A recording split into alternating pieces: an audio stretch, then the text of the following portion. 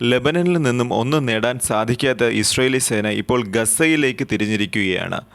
ഗസയിൽ വലിയ രീതിയിലുള്ള ആക്രമണമാണ് ഇസ്രയേലി സേന ഇപ്പോൾ നടത്തിക്കൊണ്ടിരിക്കുന്നത്.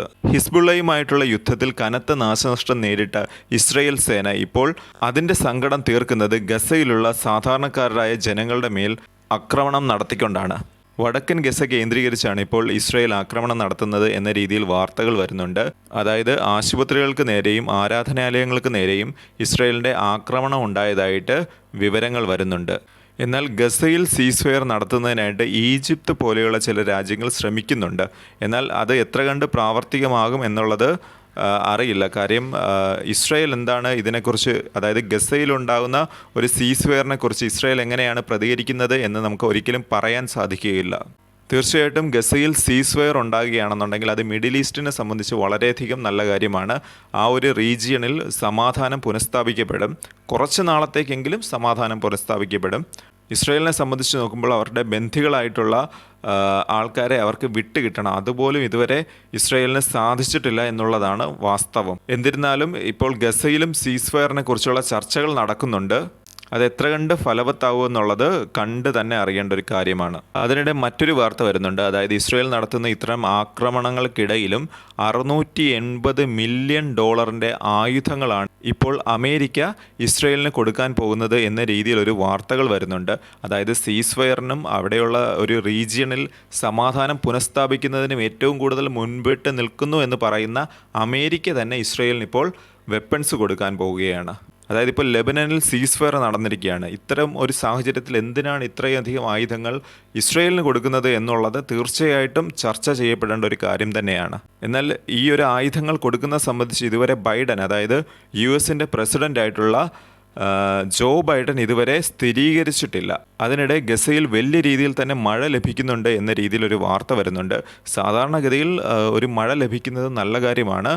എന്നിരുന്നാലും ഗസയിലെ സാഹചര്യം അനുസരിച്ച് ഇത്രയും അധികം മഴ ലഭിക്കുന്നത് വളരെയധികം ദുരിതപൂർണമായൊരു കാര്യമാണ്. കാര്യം എന്തെന്ന് വെച്ച് കഴിഞ്ഞാൽ ഗസയിൽ ജീവിക്കുന്ന ജനങ്ങൾ അവരുടെ സ്വത്ത് വകകളെല്ലാം നഷ്ടപ്പെട്ട് ടെൻറ്റുകളിലാണ് താമസിക്കുന്നത്. ഇത്തരം ടെൻറ്റുകളിൽ താമസിക്കുമ്പോൾ ഇത്തരം ശീതകാലവും അതുപോലെ തന്നെ ഇത്തരം മഴയും എത്തുമ്പോൾ അവരെ സംബന്ധിച്ച്, അതായത് അവർക്ക് വേണ്ട രീതിയിലുള്ള ക്ലോത്ത്സ്, അവർക്ക് വസ്ത്രങ്ങളില്ല, വേണ്ട രീതിയിലുള്ള ചെരുപ്പുകളില്ല, അതുപോലെ തന്നെ ഫുഡ്, ഇതിനെല്ലാം ഷോർട്ടേജ് നേരിടുന്ന ഈ ഒരു സാഹചര്യത്തിൽ ഇത്തരം മഴ ലഭിക്കുമ്പോൾ തീർച്ചയായിട്ടും അവരുടെ ഒരു സാഹചര്യം വളരെയധികം പരിതാപകരമായൊരവസ്ഥയിലേക്ക് മാറിക്കൊണ്ടേയിരിക്കുകയാണ്. ഈ ഗസയിലേക്ക് വേണ്ട ഹെൽപ്പും കാര്യങ്ങളും അവർക്ക് ആവശ്യമായിട്ടുള്ള സാധനങ്ങളെല്ലാം എത്തിച്ചിരുന്നൊരു UN ഏജൻസി ഉണ്ട്. അതിനെ വരെ ഇസ്രായേൽ ബാൻ ചെയ്തു വെച്ചിരിക്കുകയാണ്. അതായത് ആലോചിക്കണം, അത് UN ഏജൻസിയാണ്. അതിനെ വരെ ഇസ്രായേൽ ബാൻ ചെയ്യുന്നൊരവസ്ഥയാണ് ഇപ്പോൾ കാണാൻ സാധിക്കുന്നത്. ഇത്തരം മഴയും കാര്യങ്ങളുമെല്ലാം കൂടുതലായി ലഭിക്കുമ്പോൾ തന്നെ അത് പകർച്ചവ്യാധിയുടെ ഒരു സാധ്യത അവിടെ നിലനിർത്തുന്നുണ്ട്. എന്നാൽ ഇത്രയധികം അടിയന്തര ഘട്ടം നേരിടാനായിട്ടുള്ള ഒരു ഹെൽത്ത് കെയർ സിസ്റ്റമോ കാര്യങ്ങളോ ഗസയിലുണ്ടോ എന്ന് ചോദിച്ചു കഴിഞ്ഞാൽ ഇല്ല എന്ന് തന്നെ പറയേണ്ട ഒരവസ്ഥയാണ് ഇപ്പോൾ നിലനിൽക്കുന്നത്.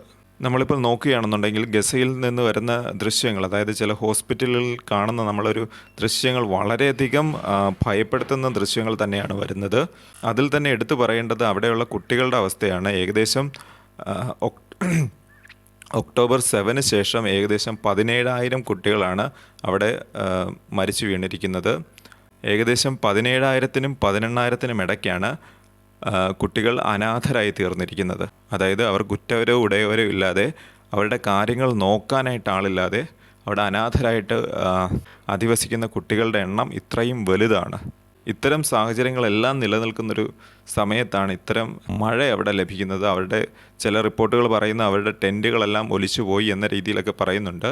അതായത് ആ ടെൻറ്റിലാണ് അവർ അധിവസിക്കുന്നത്. ആ ടെൻറ്റ് തന്നെ ഒലിച്ചു പോകുന്നൊരവസ്ഥയാണ് ഇപ്പോഴുള്ളത്. തീർച്ചയായിട്ടും ഈ ഗസയിലും ഒരു സീസ്ഫയർ നടന്ന് അവർക്ക് അവിടെയുള്ള സാധാരണക്കാരായ ജനങ്ങൾക്ക് അവർക്ക് വേണ്ട ബേസിക് ആയിട്ടുള്ള കുറച്ച് കാര്യങ്ങളെങ്കിലും ഇനിയെങ്കിലും പ്രൊവൈഡ് ചെയ്ത് കൊടുക്കണമെന്നൊരു ആഗ്രഹം മാത്രം. നമസ്കാരം.